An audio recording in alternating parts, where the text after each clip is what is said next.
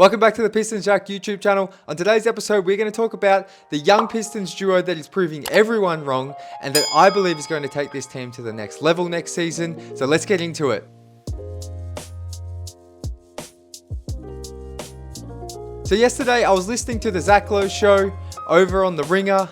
I was listening to the podcast. He had on towards the end of the episode, the last 10 to 15 minutes, Zach and Nikias Duncan, who's also another type X's and O's guy in the NBA media landscape. They spoke about the Pistons, their sneaky good offseason, and there was one topic though in particular that I wanted to talk about in today's show. And Zach kind of highlighted how he was really encouraged by the play of Jalen Duren and Ausar Thompson. In particular, the defense, rebounding, athleticism they bring to this Pistons team, as well as their passing game on offense, and how that is going to be a real core alongside Cade for this team's success. And they spoke about Jaden Ivey and how important his return is, but Zach spoke specifically about those three being the three key pillars right now that he believes the Pistons are looking to build around. Obviously, Ivy is the fourth guy, and it's not really necessarily a 1-4 ranking, but Ivy just obviously missed so much of a successful season last year. So Zach was also high on Ivy. But this episode is not about J.I. Everyone, if you haven't watched my videos before, I love Jaden Ivey. I'm very excited for him to come back. I think he's going to be a 20-point per game scorer, if not very close to it, and he's going to do it in an efficient manner next season. But this is about Ausar Thompson and Jalen Duren, and how they're proving everyone wrong, including myself. And this is why I want to talk about this, because I will put my hand up. At the start of last season, I was very skeptical of whether or not you could start Ausar Thompson and Jalen Duren and win NBA games at a consistent level. That is because both of them, to this point in their career, haven't displayed a consistent ability to score really outside the paint. I think JD's got good touch. You know, you see him working his jumper. I think Ausar's got the potential to have like a nice floater game and finish in and around the mid-range. He's displayed a pretty good mid-range jumper when he wants to get to it and a pull-up, but it's still not a consistent part of his game. That was my big fear, is like, after seeing Cade and that team win 14 games, running out lineups of Cade, Killian, Ausar, Isaiah Stewart, and Jalen Duren with not much spacing for Cade, I think my brain was almost... I was down so bad that season, but I also think there was some logic into thinking Ausar and Jalen Duren couldn't work together. And we saw Jalen Duren at the start of last season start kind of slow. And it wasn't until Ausar returned and really got back into the rotation towards the end of December, start of January, that JD's play really started to pick up. Now, it's not just because of Ausar returning. JD also cited himself, his motor, his effort. I think he even called it, I can't remember exactly what he said, but he was like swearing about his own performance, how bad it was in the first 2 months. So he picked it up in his motor, but a big part of JD's success last season, improving defensively and becoming an impact player for the Pistons on both ends, was the return of Ausar Thompson. And those two as a duo, month by month from January onwards, continued to prove me wrong, and I believe continued to prove a portion of the fan base wrong, honestly. And I'm going to get into some numbers here, and apologies if you don't like analytics, but these numbers back up what I'm talking about. I think it's important because I do believe, like myself, I was skeptic, but after watching it and then looking at the numbers, it's pretty clear that Jalen Duren and Ausar Thompson can play together, and you can have a team that can win games, win playoff games, and potentially, you could build an identity with these type of guys as well. The Pistons' identity, we love Isaiah Stewart, we love Ron Holland, and we love the toughness they bring. And Stu's probably at this stage, with the Pistons at least, while JD's here, is going to be a backup big, which is incredible. But I think JD and Ausar bring it in a different way, that like they are going to be your starters. They are the guys who are going to play the bigger minutes, and you need... Like, Stu can't be your only enforcer. Ron Holland off the bench can't be your only enforcer. And Ausar and JD bring that identity. Ausar isn't as, boisterous at times. He's very, his demeanor's quite chill. But those two, their rebounding, their athleticism, Asar's individual perimeter defense is ridiculous. And then the passing that those two in the high-low game they develop offensively, it really bared out.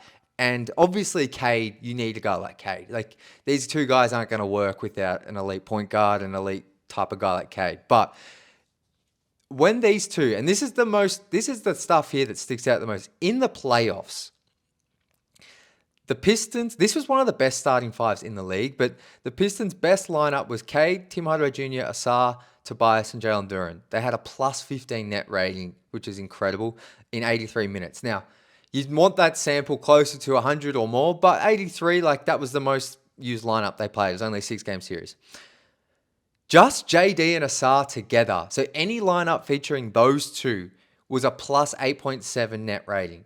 So that means they can have those two out there with any other three players, and they yielded a plus 8.7 net rating, which is pretty impressive, especially in the playoffs.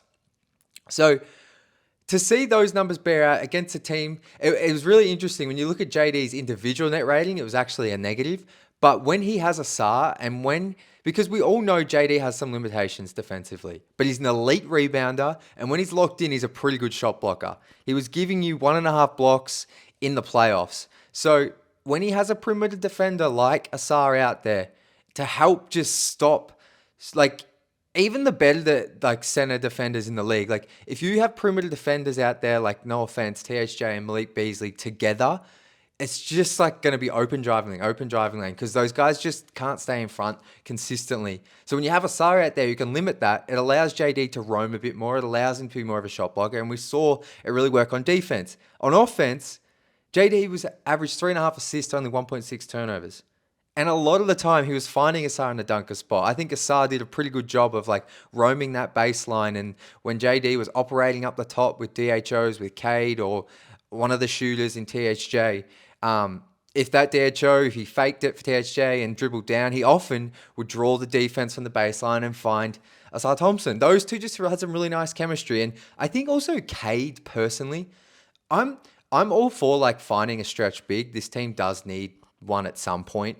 I'm not saying they take Stu or JD's role, but they need someone who can come in and, like, it can be a stretch big in spots. But I've always thought Cade will thrive more with a pick and roll big like JD. So I've always been like, I think Cade needs a screener. Now, of course, that screener can pop and that can be a shooter, but I think Cade, with some of the limitations, he has a little bit athletically. Like, I think he needs a good screener like JD to hit on the roll and open things up. So those are the playoff numbers that back that up. And this is their first playoff series. Ausar Thompson only played 22.5 minutes, and he had the best net rating in the playoffs of any starter by quite a bit. He was plus 6.3. The next highest was THJ at plus 2.3. So sorry for all the numbers there, but I just want to, like, back up what I'm talking about with some data, so you don't just think I'm up here, like, spilling propaganda that has no backing. Now, when we go to the regular season, this is where, like, I'm backed up once again. The best and only 5-man unit the Pistons had with a positive net rating was the one that was the playoff starting group I just mentioned. It was Cade, THJ, Ausar, Tobias, and JD. Another big tick. They had plus 6.1 net rating, and like I said, there was 4 other lineups that played 100 minutes. None of them featured Ausar. So the key thing here is JD and Ausar can work, but Ausar is, like, the linchpin to all of this. And, like, the big key for the Pistons is going to be, and this is why I'm so excited for Ausar to have a full offseason under his belt. Not only for him to develop individually, but this team with Ausar Thompson is just, like, simply better. Even with his limitations offensively, everywhere you look, he had a plus 4 net rating, the highest of any rotation player on the team last year that played consistent minutes outside of Dennis Schroeder. Like, the team just wins with him on the court. And I think that's why in the playoffs, fans were frustrated when JB would elect to put Schroeder and, like, THJ or Schroeder and Beasley in and take off Ausar, because, like, whilst in theory you would think the offense is limited and that having those guys on gives you more, what Ausar brings defensively and in transition is irreplaceable. And I think a big key this season is going to get him, because he only played in the regular season as well, 22.5 minutes a game. A lot of that was due to conditioning and him being eased back into it. But some of it was, I think they're just trying to look after him overall. But I think if you can get Ausar Thompson to 27, 28 minutes a game next year, that's going to be huge. And I think there is no reason to believe him and Jalen Duren cannot work together. And I think the blueprint is there. The Pistons' best lineup all year round, in a series as well that they could have beaten the Knicks, especially if they have Stu back. I don't care what people say. Knicks fans come at me. If Isaiah Stewart's playing, they win that, or it at least goes to 7 and the Pistons lose in a heartbreaking way. But the best lineup was Cade, THJ, Ausar, Tobias, JD. The Pistons starting lineup next year is going to be Cade, Ausar, Tobias, JD, and Jaden Ivey. The big question is, can Jaden... You've got the blueprint there of what works, in my opinion. You have Ausar and JD, who, yes, don't have a three-point shot or a consistent shot outside the paint, but what they bring you is rebounders, playmakers or secondary playmakers, and of course, on the defensive end with the physicality is key to the identity of this team, and it's key to the identity of a lot of JB Bickerstaff teams, is that physicality. You've got Cade, superstar, we don't need to talk about him. Can Jaden Ivey not only fill that THJ role, but take it to another level? Because then that's where this team's going to really grow. But if there's one thing I want you to take from this video, it's that just because they can't shoot doesn't mean you can't play them together and win playoff basketball and regular season games. They completely changed my opinion of them last season, and I think they're only going to get better. I'm going to end the video here. Ausar Thompson wasn't even allowed to start playing 5-on-5 until like October, November. Like, this guy is a basketball junkie. And like, he is like, and Zach Lowe, going back to the podcast where we started the show, like, he mentioned Ausar is like the guy who, he might not get to a man next season because he's still going to improve the handle, but there's an Ausar Thompson leap coming, no matter what. There just is. And him with Jalen Duren are so key to the identity of this team, especially on defense, that like, they are the big X factor. And like, if this team is going to win 50 games next year, I truly think it's because those two takes pretty big steps forward. Maybe one of them takes a really big leap, and you still have Cade. Ivy comes and fits nicely, but I think it's because those two are going to really establish themselves as like a wrecking crew on defense, and just these like playmakers that fly around on offense in their own way. And I'm very excited for it. So I hope you enjoyed the video. Let me know if you disagree, because like I said, I used to not think they could play together, and how wrong I was. But we've seen them in the playoffs, we've seen them in the regular season, and I think they're only going to get better. So that's going to do it for today's video.